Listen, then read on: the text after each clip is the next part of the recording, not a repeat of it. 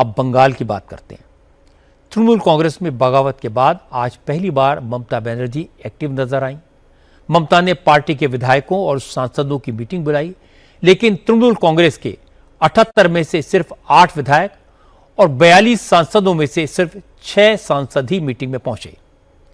Meeting में ममता ने party को रिस्ट्रक्चर करने का फैसला किया। अपने भरोसेमंद नेताओं को पार्टी में बड़े बड़े पद दे दिए।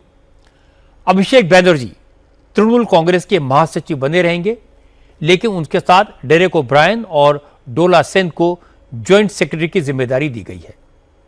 पश्चिम बंगाल में तृणमूल कांग्रेस के प्रदेश अध्यक्ष सुब्रतो बख्शी को हटाकर उनकी जगह चंद्रिमा भट्टाचार्य को स्टेट प्रेसिडेंट बनाया गया है। सयानी घोष को टीएमसी यूथ विंग की कमान दे दी गई है। विमेन विंग की जिम्मेदारी माला रॉय को मिली है। मदन मित्रा को ट्रेड यूनियन की कमान दी गई है। ममता बनर्जी ने डेरेक ओब्रायन और कल्याण बनर्जी को तृणमूल कांग्रेस का राष्ट्रीय प्रवक्ता बनाया है, जबकि कुणाल घोष के साथ 3 दूसरे नेता प्रदेश प्रवक्ता होंगे। मीटिंग खत्म होने के बाद कल्याण बनर्जी ने कहा कि बीजेपी के इशारे पर तृणमूल कांग्रेस के विधायक चले गए, दल में तोड़फोड़ की गई। स्पीकर ने ऋतव्रत बनर्जी को लीडर ऑफ ऑपोजिशन बनाकर इलीगल काम किया। तृणमूल कांग्रेस स्पीकर के फैसले के खिलाफ कोर्ट में लड़ेगी। स्टेट लेजिस्लेटिव पार्टी उन्होंने डिसाइड करने नहीं सकता है उनका ऑपोजिशन लीडर कौन होगा। ऑपोजिशन लीडर डिसाइड करता है, पेरेंट पार्टी डिसाइड करता है। एंड जो ओल्ड प्रैक्टिस एंड प्रेसिडेंस जो है उसका माफिक तो ऑपोजिशन लीडर होता है।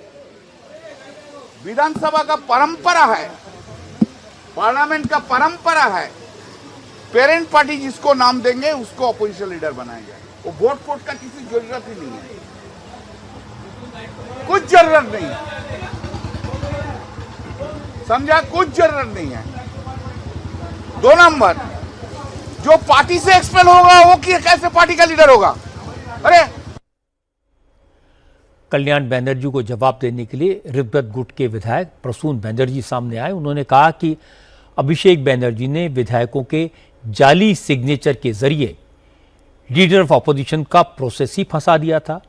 अगर ऋतव्रत बनर्जी वक्त रहते कदम न उठाते, 60 विधायक मिलकर विपक्ष का नया नेता न चुनते, तो ये पद भी तृणमूल कांग्रेस के हाथ से निकल जाता। हम ये बोलना चाहते हैं कि दीदी के ऊपर सबका रिस्पेक्ट है, इसमें कोई प्रॉब्लम की बात नहीं है। बात यह है कि जो प्रोसेस का मतलब कि एकदम रुक गई थी। अब सीआईडी का जांच चल रहा है एक प्रोसेस के ऊपर, तो आपको पता है कि जांच होना, उसके बाद ट्रायल होना, इसमें कितना टाइम लगता है। और फ्लोर चलाने के लिए आपको सरकार चाहिए, विपक्ष भी चाहिए। तो विपक्ष अगर नहीं रहा वहां पे तो क्या होता? तो इसलिए 59 विधायक ने तैयार किए थे कि हम इसके 4 लोगों को हम भेजेंगे। इससे ज्यादा कुछ नहीं हुआ, इससे कम भी कुछ नहीं हुआ है। बागी विधायकों की बयानबाजी पर कल्याण बनर्जी ने कहा, जो लोग आज इधर उधर की बातें कर रहे हैं वो स्पीकर के पास जाने से पहले दीदी से बात कर सकते थे, लेकिन उन्होंने ऐसा नहीं किया। कल्याण बनर्जी ने कहा कि जो लोग आज खुद को ममता से बड़ा नेता समझ रहे हैं वो एक बार अपने अपने क्षेत्र में जाएं, अपने नाम पर चुनाव लड़कर दिखाएं, उन्हें अपनी हैसियत का अंदाजा हो जाएगा। जो उन्होंने तो बोला है चीफ एडवाइजर है, उस बात को हम लोग इग्नोर कर रहे हैं, क्योंकि वो राजनीति में नादान है।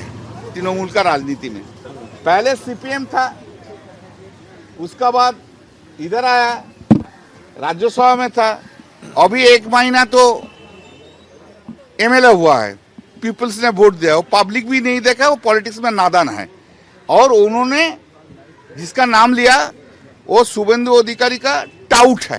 वो एमएलए लोग दीदी का पास लिखित देंगे तो हम लोग कंसिडर करेंगे। वो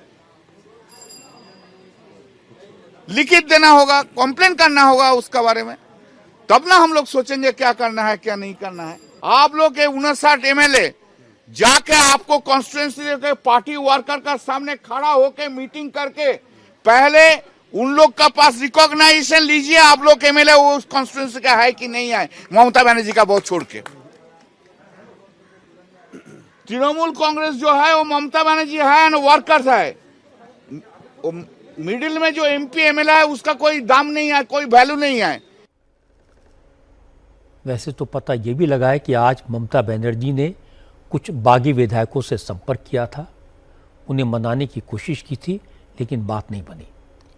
इसलिए आज ममता ने जो मीटिंग बुलाई थी उसमें सिर्फ 8 विधायक और 6 सांसद ही पहुंचे। इसके बाद ये चर्चा जोरों से शुरू हो गई कि अभी कुछ और विधायक ममता का साथ छोड़ सकते हैं, सांसद भी पाला बदल सकते हैं। इस पर मदन मित्रा से सवाल पूछे गए तो मदन मित्रा ने कहा, आज नेशनल वर्किंग कमेटी की मीटिंग थी, कुछ नेता वर्चुअली जुड़े और कुछ नेता बाहर होने की वजह से नहीं आ पाए, इसलिए नेताओं की गैर मौजूदगी बड़ी बात नहीं है। पार्टी में अब सब ठीक है और जो चीजें ठीक नहीं हैं उन्हें जल्द दुरुस्त कर लिया जाएगा। जो लोग नेशनल वर्किंग कमेटी का मेंबर है वही लोग हैं। जैसा सौगत राय हैं लेकिन वो आज बाहर में हैं, जैसा हमारा पार्थो भौमिक है वो बाहर में है, और हमारा एमपी जो साइनी को नहीं आया लेकिन उनको यूथ कांग्रेस का प्रेसिडेंट, तृणमूल यूथ कांग्रेस का प्रेसिडेंट रखा गया। ममता वो डिजिटली वो थे, अमित वर्चुअली अमित मित्र थे। It was a very successful meetings with maximum attendance. Madan Mitra कुछ भी कहते रहे, लेकिन बंगाल में ये चर्चा जोरों पर है कि तृणमूल कांग्रेस के सांसद बगावत की तैयारी कर रहे हैं। 23 सांसदों का एक गुट तैयार हो चुका है जो अभिषेक बनर्जी को अपना नेता मानने से इनकार करेगा। आज बंगाल के विपक्ष के नेता ऋतव्रत बनर्जी ने कहा, तृणमूल कांग्रेस के सांसद क्या करेंगे इसकी ज्यादा जानकारी उनके पास नहीं है, लेकिन कुछ तो हो रहा है और क्या हो रहा है वो जल्दी सामने आ जाएगा। पिछले 7 दिन में कोई सांसद से मेरा बात नहीं हुआ, तो ऐसा कोई जानकारी मेरे पास है नहीं, और मैं अभी सांसद भी नहीं हूं, तो सांसद लोग क्या करेंगे मैं कैसे बोलूंगा। मगर मैं आपको मालूम है, मैं सब समय बोलता हूं कि मैं आज ही के लिए जीता हूं, तो कल क्या होगा कोई बोल नहीं पाएगा। इंतजार कीजिए, कल बहुत सारे कुछ हो सकते हैं। 23 एमपीज की बगावत पर कल्याण बनर्जी से भी सवाल पूछा गया तो उन्होंने कहा कि ये हवाई बातें हैं, इनका सच्चाई से कोई लेना देना नहीं है। तृणमूल के सांसद ममता के साथ हैं और ममता ही असली तृणमूल कांग्रेस हैं। हम तो हवा में बात नहीं करते हैं। आप 23 आदमी का नाम जानते हैं तो हमको दे दीजिए, या ये 23 आदमी जा रहे हैं तो अब हम बात करेंगे। नहीं, वो आप चिंता मत कीजिए, सब कुछ ठीक है। अरे पब्लिक ममता दी का साथ है तो सब कुछ कंट्रोल है। अरे सुनिए, बहुत बड़ा लीडर हम लोग देखा है। ममता बनर्जी को छोड़ के कोई तृणमूल करने सके तो जाको पब्लिक को जाके बोलो, भाई ममता बनर्जी हमारा लीडर नहीं है, हम हमारा लीडर है। लेकिन बीजेपी नेता लॉकेट चटर्जी ने कहा, आज जो हालात हैं उससे तो ऐसा लगता है कि तृणमूल कांग्रेस जल्दी ही खत्म हो जाएगी, पार्टी के कई टुकड़े हो जाएंगे, हर गुट का अपना नेता होगा, ममता बनर्जी के साथ कोई नहीं दिखेगा। अभी उन लोगों का इंटरनल है, तृणमूल खत्म हो चुका है। ये तृणमूल से तोड़ के छोटा 7, 10, 8 पार्टी छोटा बनेगा। एक एमएलए का एक पार्टी, 2 एमएलए का एक पार्टी, ऐसा होगा। आप देखते रहिए फ्यूचर में क्या हो रहा है। तृणमूल का कोई कुछ नहीं रहेगा और ऑपोजिशन भी यहीं पे पश्चिम बंगाल में नहीं रहेगा। लेकिन आज एक ऐसा बयान आया जिसने सबको चौंका दिया। यह स्टेटमेंट था हुमायूं कबीर का। हुमायूं कबीर ने आज ममता बनर्जी को रेजी नगर से चुनाव लड़ने का ऑफर दिया। हुमायूं कबीर 2 सीटों से चुनाव जीते हैं। उन्होंने रेजी नगर की सीट छोड़ दी है, इसलिए वहां बाई इलेक्शन होना है। इस सीट से हुमायूं कबीर ने अपने बेटे को चुनाव लड़ाने का ऐलान किया है। लेकिन आज उन्होंने कहा, अगर ममता बनर्जी उनसे रिक्वेस्ट करें तो अपने बेटे को मैदान से हटा लेंगे, ममता बनर्जी को सपोर्ट करेंगे और उन्हें रेजी नगर से चुनाव जिताकर विधानसभा में भेजेंगे।